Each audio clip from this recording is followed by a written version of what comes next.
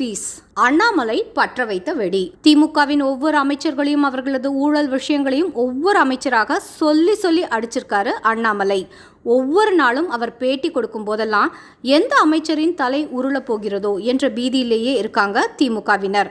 நேற்று அண்ணாமலை அவர்கள் அளித்த பேட்டியில் அவர் ஒட்டுமொத்த பத்திரப்பதிவு துறையின் முகத்திரையையும் கிழித்து தொங்கவிட்டார் என்றுதான் சொல்லணும். முக்கியமாக பத்திரப்பதிவு துறையின் அமைச்சரான மூர்த்தியை படு பயங்கர சிக்கலில் தள்ளியிருக்காரு அண்ணாமலை.